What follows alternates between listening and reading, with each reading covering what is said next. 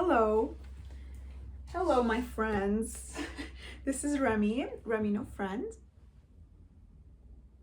To that person in the comments that keeps telling me that I should change my name to Rémi friend, because I do have friends on the internet now.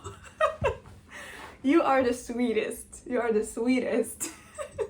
But I have my reasons. I have my reasons for the name. Yeah, okay, anyway. Hi. Today, I wanted to film kind of a wrap-up type of video about, you know, the decks I've been using this summer, what it's been like my practice over the summer. I feel like it's been like very distinctive. I feel like I've settled in to like a rhythm, a tarot rhythm this summer, and it's just been delightful. I intended initially to film this video at the end of August, but I felt a shift in what I wanted to use and like what I was craving tarot wise, and that I felt like no, I think I need to talk about the summer. I feel like the summer phase has like phased out. Anyways, but I also wanted to mention that yes, I am wearing red, which maybe you don't know me. I do not wear red. It's like this summer I felt like more attracted to red than ever before. I still consider myself like a purple girl, but I saw this top and I was like, I don't know, I'm attracted to it. I think I want to wear it. And then, believe it or not, I mean, I really cannot make this up, but like the third time I wore it, I literally got mistaken for a fire hydrant. I swear. I was like looking into one of those community library boxes kind of things. I was putting some books in. I was looking at what was inside. I was pretty like immobile. Like I was still. I wasn't moving. And then I pulled a book. I made like one movement, and a woman behind me, like who was passing by with her dog, just screamed. And I turned around and she was like, "Oh my God, I thought you were a fire hydrant." And I thought people were hanging their stuff on it. Because I was like wearing my hijab, and so it just looked like there was like something hanging over it. But yeah, I guess that's what it's like to be a hijab wearing Muslim woman wearing red. That's it. Let's talk about decks. Some things I'm gonna mention I also mentioned in my video about the Tarot de Marseille in the spring. But I feel like my spring really introduced the summer phase. I feel like they are kind of one. I feel like this is a spring and summer video. And the first deck is the Tarot de l'Incarnation by Anne-Julie Ausina. So I feel like this deck was like my companion learning more about the Tarot de Marseille. It feels warm and clear and like bright, and it pairs with everything in my opinion, and I think it's because of the black borders. I feel like it's sometimes I want something really modern, but then the Tarot de Marseille system is so classical, and I think I love that. I love that. And you can tell I'm attached to this deck because I edged it in red. I guess I'm whoa, okay. I just had an aha moment, because I've always considered myself like a purple loving person, definitely not a red person. But I think that using this deck kind of made me intrigued with the color red, because I love the purples and the reds in this deck, like especially together. And I have so much purple in my closet, my wardrobe that I think I started craving red. Is that what happened? I don't know, but I pulled l'Impératrice, the Empress, so many times this summer. I pulled the Two of Cups so many times this summer, and I still pull it every single day or every 2 days. But yeah, I feel like this deck is not going anywhere. There's a time in the summer where it was just so hot and humid, and I think like some cards started sticking together. I feel like it was right after I etched it, so maybe it had something to do with that. But then when I pulled them out, like there were some scratches on the sides, and I had to go over with a Sharpie. And now it just feels like I look at it and I think of the hot summer where like everything is sticky and like amazing. Like I love the summer, and I love that I have this memory with it. Like I don't mind that it's technically damaged. It's cool. But that leads me to my other Tarot de Marseille that I used to death this summer, and it's the Spanish Tarot by Fournier. Wow. I could not have expected how much use I would have gotten out of this. Like I got it as like kind of just like on a whim, like, oh, why don't I get this one? Like it's really beautiful. I think I love it. And then I opened it up, and I think it was just the perfect time, the perfect timing of like where I was with the Tarot de Marseille, where it just clicked. It just clicked, like even more than Tarot d'Incarnation. Tarot d'Incarnation was really like the one that like led me through this learning more about that system. But this one, I don't get it, but I just pulled cards and I see the whole picture. Like it just makes so much sense to me, even though technically it's the same format. Like it shouldn't be that different. But my theory with this is that it makes me feel so cheerful, so happy, so relaxed in that way. Like it puts me at ease, I guess, with its colors. There's something about that I think makes me relax into the cards that I'm reading, and I don't feel kind of that, you know, that fear you get sometimes when you pull cards and you're like, what if I pull a blank? What if I can't read it? Like, what if I don't see anything? I just don't feel like that with this deck. I feel extremely relaxed reading with it, and my theory is that this is what puts me in this mood where I automatically see it, because I'm not forcing it. I'm not like scared of not being able to read it. I don't really have another explanation. The purple horses. Oh my god, this deck makes me so happy.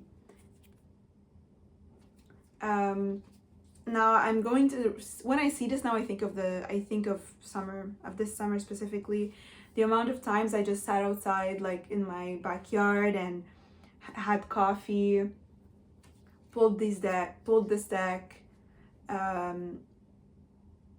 laid some cards on my table, and then I just like left them there for like the whole Saturday, and then I would like come in, come out, and like look at my cards. I don't know, it was just such a good time. This is, and the size of it, I feel like this is the deck that I was carrying with me all summer. I didn't want to let it go, and it's like, yeah, I'm still into it, but I have felt a shift, you know, like I feel like this at the end of July, even though I'm still just as in love with it, I was like ready for something else, for, like to take center front. Yes. Okay, so the next deck that I want to talk about is a deck that never really left. So it's not like I only started using it in the summer, but I'm just having I just really had a special time with it, and that's Ritual Tarot. This is my newer, older edition that I replaced my other one with. I'm trying to sell it, the other one, actually, because I just don't think I need to, and I'm very satisfied with this version. But anyway, I never stopped using this one, but I have adored pairing it with Tarot de l'Incarnation. I loved pairing these two together. I also started pairing decks more often this summer. I don't really do that very often, but I started doing it because I was pairing Tarot de l'Incarnation with Ritual Tarot. I feel like they work together and they like dig into each other. But even on its own, like, I mean, I could just like show you. Even on its own, it never disappoints, Ritual Tarot, you know what I mean? It just feels so wide, so vast. It feels like I said this to someone recently, but like, it feels like it contains you, it makes you feel safe, just as much as it makes you, as it like frees you, you know? It's timeless, it's out of time, it makes you feel seen. I mean, it makes me feel seen in ways that I didn't know I needed to be seen. There's specific cards, especially in the sword suit, that I feel I have like a very specific relationship with now, and I'm just so grateful to the Ritual Tarot. And I mean, I'm not like intending to stop using, and I feel like this is one deck that is going to follow me through the seasons. I feel like it fits every single mood I'm in. Definitely my top favorites. Okay, and then the fourth deck I want to mention. These decks, by the way, like, they're not the only ones I've used, but these are like the top ones I've used most of the time. I did bring in a new deck during the summer, and I made a few videos about it. It's the Enchanted Tarot, and that one I trimmed. Not expertly, but I think I did an okay job.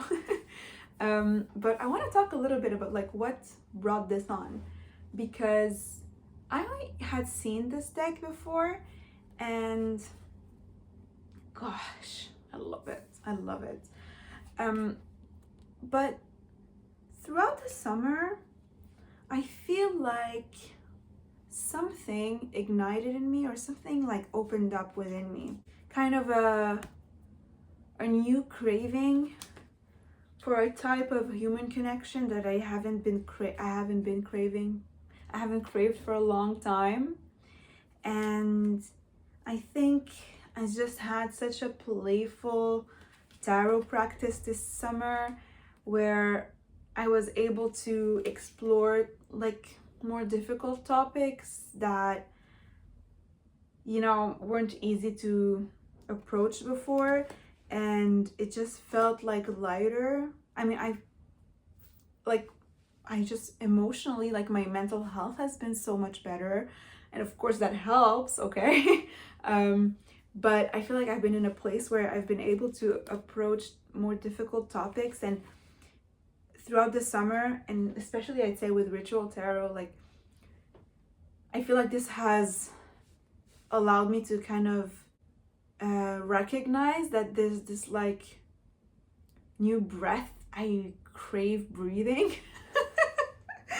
I don't know if that makes sense, but I feel like this deck really channels that feeling of this hopeless romantic, that like wanting to indulge in the romance of life, of the dream, of like dreaming. And it surprised me, this deck. It really surprised me. I'm not gonna show this image because it's like not super YouTube friendly, but because I thought it was going to be all roses, you know, all hearts and roses and like frou-frou. It's really not. I thought it was going to be all cups, you know? Obviously not, but because there's like 4 suits, but I thought it was going to be all water, all emotion. But it's actually surprisingly grounded. It's like this deck wants to say, like, dream big, but like plan big and move big, like work for it and dare to dream, you know. And I guess it kind of makes sense because this is a textile deck, you know, it's a very material deck. It's a textile collage, and I guess I like this connection of like, yeah, I guess it's very grounded because it's literally sewn, embroidered, put together in that way kind of thing. And yeah, I was expecting it to just tell me what I want, or like just kind of echo the place I was coming from, the place of like romanticism. And it is very dreamy, but it's not what I thought. It's not what I thought. God, I love it. I think like I'm all cups. I'm all cups and swords. It's very balanced, this deck, you know. Actually, and I'm very happy with my mod. Okay, even though it's not perfect, it feels like so mine. It feels so mine. Is there anything else I wanted to mention? I don't think so.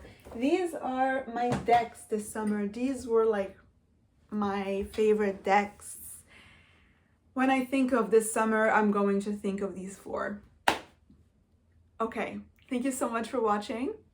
And before I go, I just wanted to say thank you so much to everybody who like watches my videos and likes my videos and comments and just like sharing a little bit of their own experience. And I really have been feeling like the beauty of this community. Like,